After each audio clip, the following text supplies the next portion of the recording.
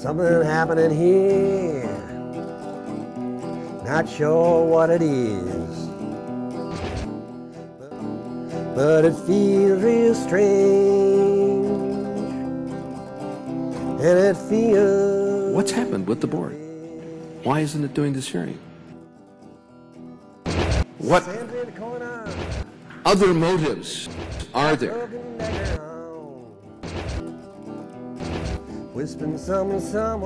I'm not so concerned about the timeliness of a report as I am about the substantive nature of the report and the inclusiveness and the role of the board in conducting these public meetings, which go to the transparency, the clarity, the openness of the board, and the opportunity to learn and to teach. And you never know, you can never say that we're not going to learn anything from this, because you never know what you're not going to learn. Find what a vision. And I find no consistency in the basis on which public hearings, determination to hold public hearings is made or not. In fact, you never know what you don't know. Because you never know what you're not going to learn. I said, is there anything there? And they said, up to now, they don't see anything normal. They were not through yet. That the staff doesn't have enough confidence in or has a condescending attitude toward other specialists in the field who might bring information the board, the staff have not seen, have not heard, have not been exposed to.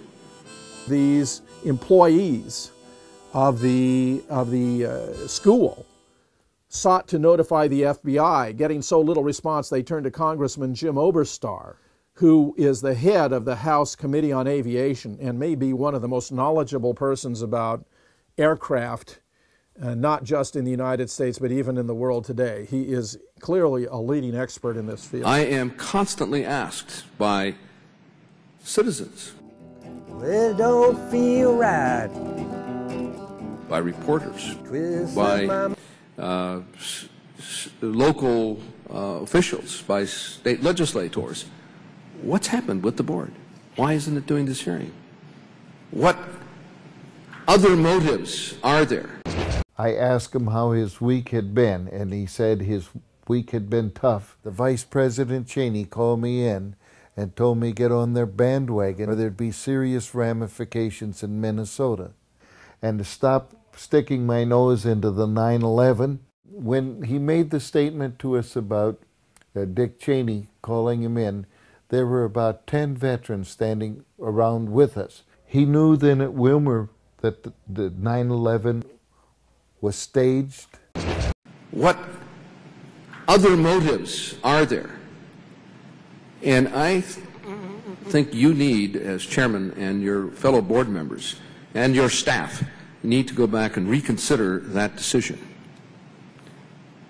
and to be inclusive of the public, and to be respectful of the loss of life that occurred. I want to tell you, in the Minneapolis-St. Paul area, in the greater Minnesota area, there is huge skepticism.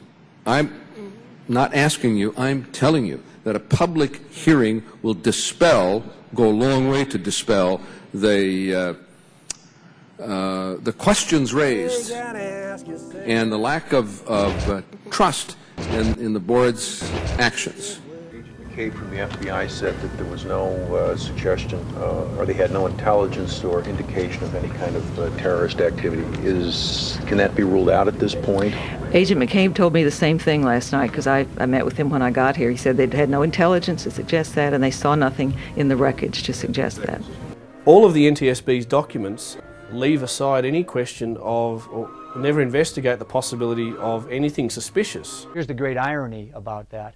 Here we have the head of the National Transportation Safety Board saying that the FBI did not do any evidence searching, and yet the FBI, under their spokesman Paul McCabe, within hours said that there was absolutely no evidence of terrorism. In fact, CBS News at 6:30 that night quoted McCabe.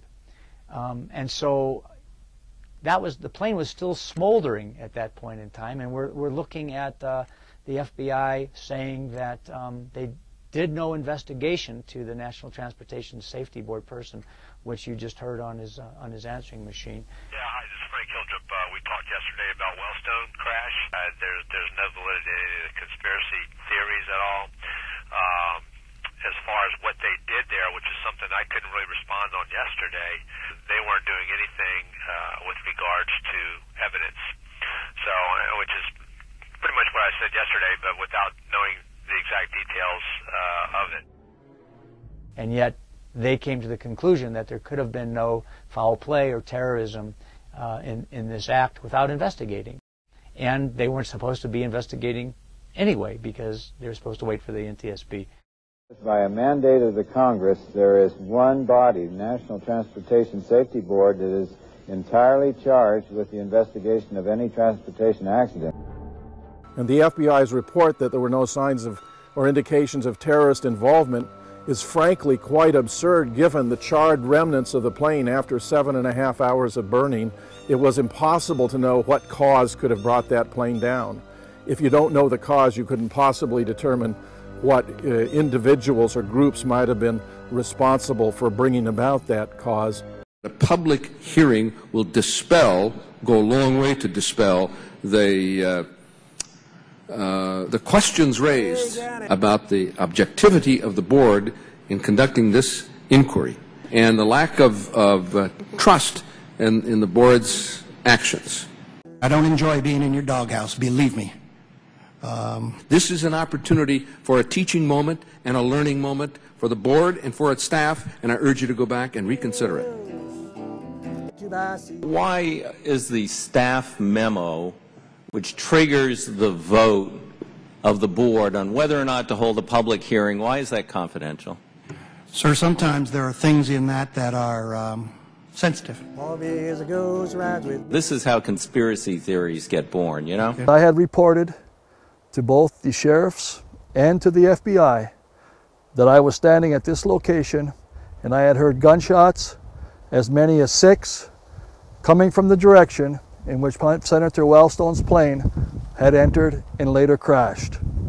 Sir, sometimes there are things in that that are sensitive. That's why you're there, to take into account the public interest and the learning opportunity and learning experience from, and in this case, an issue that reflects upon a whole category of bridge failures. Bridge failures. Bridge failures. Bridge failures. Oops. I sought to contact the congressman to inform him of this, to me, quite striking discovery. But his staff gave me the runaround.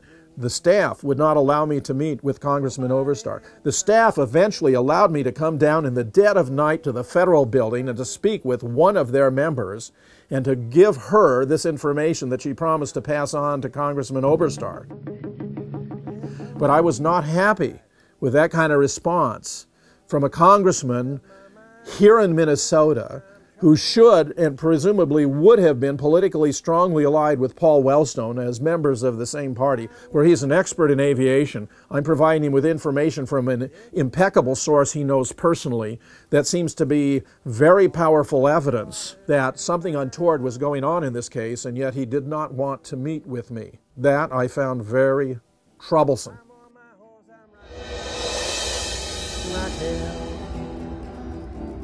Through the mountains, through the days, one by air, two by sea. All of his horses rides with me. All of his ghosts ride with me.